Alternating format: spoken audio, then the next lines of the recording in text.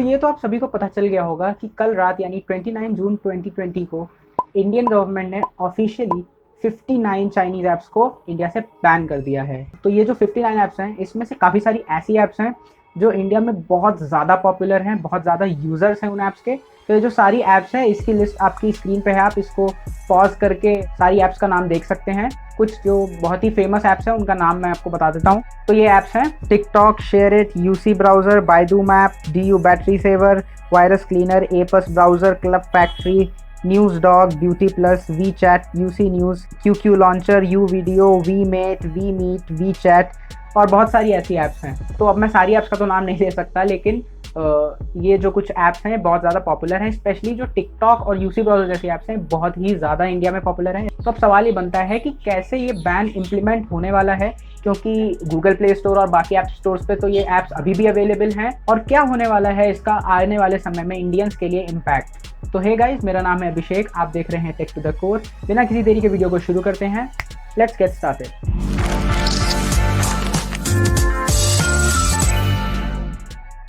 तो दोस्तों, कल ministry of information and technology ने रात में 9 बजे के आसपास एक प्रेस रिलीज जारी किया था, जिसमें ये जो 59 चाइनीज़ ऐप्स हैं इनको बैन करने का ऑर्डर आया है। और जो आईटी मिनिस्ट्री ने जो स्टेटमेंट दिया है वो मैं आपको बताता हूँ। तो आईटी मिनिस्ट्री ने कहा है कि we have received many complaints from various sources including several reports about misuse in an unauthorised manner. और इतना ही नहीं, जो स्टेटमेंट आया है प्रेस रिलीज का, उसमें गवर्नमेंट ने ये भी बोला है कि जो भी ऐप्स सोवरेनिटी इंडिया की और जो डिफेंस की इंटेग्रिटी है और जो डेटा प्राइवेसी है उसको नहीं फॉलो करेंगे, वो सारी ऐप्स बैन हो जाएंगी। तो इस प्राइवेसी इशू को वायलेट करती हुई ये सारी ऐप्स हैं, बहुत पहले से भी ये नोटोरियस रह चुकी हैं अपने गलत कामों में, इसलिए ये इन ऐप्स को बैन किया गया है।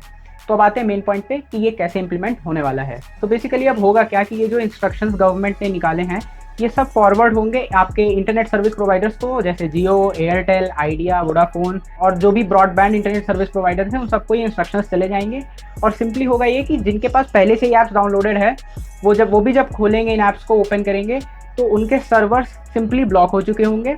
और शायद आपके मोबाइल में ये मैसेज भी आ जाएगा, आपके डिवाइसेस में ये प्रॉम्प्ट आएगा कि जो पर्टिकुलर साइट है वो गवर्नमेंट ऑफ इंडिया के रूल्स को वायलेट करती है, तो इसलिए आप इसको यूज़ नहीं कर सकते। तो सिंपली यही होने वाला है कि इंटरनेट सर्वर सारे बैन हो जाएंगे, बंद हो जाएंगे, और आप डाउनलोड होने के बावजूद उस ऐप्स को आप कनेक्ट नहीं कर पाएंगे, आप उसको इंटरनेट के थ्रू यूज़ नहीं कर सकते हैं। हाँ, लेकिन इसमें एक चीज़ ध्यान देने वाली है कि ऐप्स जैसे यूसी ब्राउज़र और टिकटॉक और कवाई, जो मतलब जिनको इंटरनेट की हमेशा ज़रूरत होती है, वो ऐप्स तो सिंपली बिल्कुल भी नहीं चल पाएंगी आपके फ़ोन्स में, आपके डिवाइसेस में।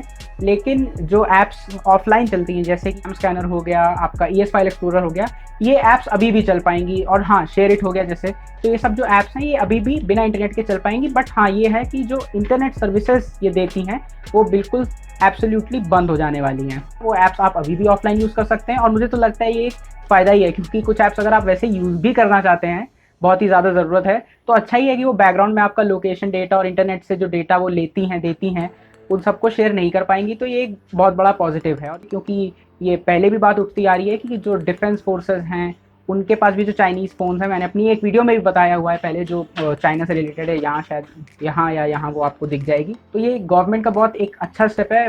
मतलब मुझे तो बहुत ज़्यादा खुशी है कि ये जो चाइनीज़ ऐप्स हैं, जो टेढ़ी मेढ़ी ऐप्स होती हैं, ये सारी बैन हो रही हैं। क्योंकि ऐसा नहीं है कि सिर्फ इंडिया में, कई सारी कंट्रीज़ में ऐसे केसेस आए हैं कि ये जो ऐप्स हैं ये किसी ना किसी तरीके से आपके प्राइवेसी को बहुत ज़्यादा वायलेट करती हैं, जो बिल्कुल भी सेफ़ नहीं है किसी भी कंट्री के लिए। और इवन आगे जाकर थोड़े समय बाद ये भी हो सकता है कि जो आपका गूगल प्ले स्टोर है या एप्पल का ऐप स्टोर है, उन सब में से भी इंडियन यूज़र्स के लिए ये सारी ऐप्स डिलीट हो जाएं या आप उसको डाउनलोड ना कर पाएँ। तो ऐसा भी कुछ हो सकता है। अब देखते हैं कि आने वाले दिनों में ये स्टेप्स कैसे इंप्लीमेंट होते हैं, अल्टीमेटली गवर्नमेंट कैसे इनको अप्लाई करती है। तो इसमें मैं एक चीज़ कहना चाहूँगा कि जो यूज़र्स हैं, जो हम कंज्यूमर्स हैं, उनकी एक रिस्पॉन्सिबिलिटी बनती है कि कुछ भी हो जाए हमें इन ऐप्स को यूज़ नहीं करना है। अब कई लोग हो सकते हैं जो VPN के थ्रू इन ऐप्स को चलाने की कोशिश करें, तो मेरी उनसे यही रिक्वेस्ट है कि आप ऐसे स्टेप्स ना लें, क्योंकि बहुत सारी ऑल्टरनेट ऐप्स हैं। मुझे नहीं लगता ऐसी कोई खास ज़रूरत है कि आप इन चाइनीज़ ऐप्स को चलाएं। तो ये एक मेरी रिक्वेस्ट रहेगी आपसे कि आप इन ऐप्स को किसी भी तरह यूज़ करने की कोशिश ना करें। तो ये तो बात हो गई कि ये अल्टीमेटली बैन कैसे इम्प्लीमेंट होने वाला है।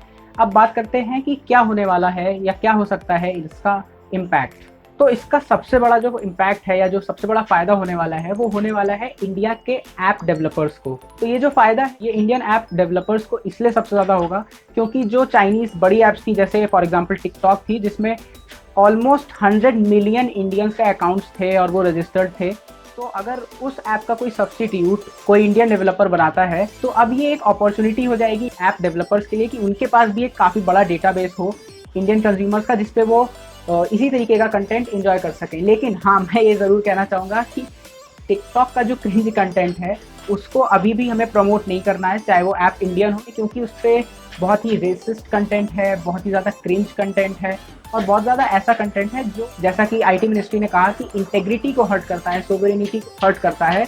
तो वैसी ऐप्स दोबारा किसी भी कंपनी के द्वारा नहीं आनी चाहिए, और अगर आती भी हैं तो हम इंडियंस की रिस्पॉन्सिबिलिटी है कि हम उन्हें डाउनलोड ना करें। इंडियन डेवलपर्स के लिए ज़रूरी है कि ये टिकटॉक जैसी ऐप से कई ज़्यादा बेटर उन ऐप्स को बनाए, ना कि एग्जैक्ट उनका एक सब्स्टिट्यूट आ जाए, क्योंकि जो भी प्रॉब्लमैटिक कंटेंट है नहीं तो फिर वो दोबारा वापस से फैल जाएगा। और दूसरा जो इसका सबसे बड़ा इम्पैक्ट होने वाला है कि सोनम वांगचुक जैसे लोग जिन्होंने इस बॉयकॉट चाइनीज़ ऐप्स के आइडिया को लीड किया था, उन जैसे लोगों के लिए बहुत एक एनकरेजिंग स्टेप है गवर्नमेंट का। और जैसा कि आप सब जानते ही होंगे कि इंडिया और चाइना का बॉर्डर पे लद्दाख में काफ़ी एक टसल चल रहा है। इसमें जो बैन है ये 59 चाइनीज़ ऐप्स का गवर्नमेंट के द्वारा, तो ये बहुत एक ब्रेव स्टेप है, बहुत बोल्ड स्टेप है, और इससे एक मैसेज ज़रूर जाएगा चाइनीज़ गवर्नमेंट को कि वो बेकार सी ऐप्स को बना के इंडियंस को बेवकूफ़ नहीं बना सकते हैं। तो बस गाइस, ये छोटा सा एक वीडियो था कि कैसे चाइनीज़ ऐप्स का जो ये बैन है क्या इम्पैक्ट करता है और कैसे इम्प्लीमेंट होने वाला है। तो दोस्तों, अभी अपडेट आया है कि टिकटॉक ने भी अपना स्टेटमेंट जारी कर दिया है। उन्होंने अपने स्टेटमेंट में बेसिकली ये बताया है कि वो इंडिया की सारी प्राइवेसी पॉलिसीज़ को फॉलो कर रहे थे एकदम ठीक से। उन्होंने कोई भी प्राइवेसी पॉलिसी वायलेट नहीं करी है किसी भी तरह से, और उन्होंने कोई भी डेटा चाइनीज़ गवर्नमेंट को फॉरवर्ड नहीं किया है। तो अब कुछ चांसेस ऐसी लग रही हैं कि शायद टिकटॉक वापस से आ सकता है।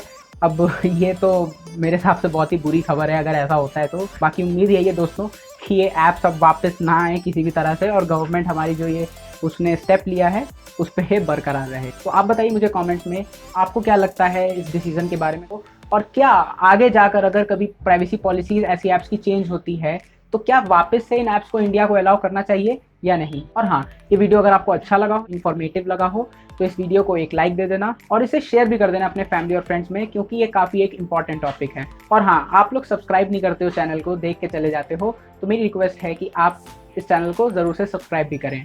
मिलते हैं नेक्स्ट वीडियो में, तब तक के लिए गुड बाय।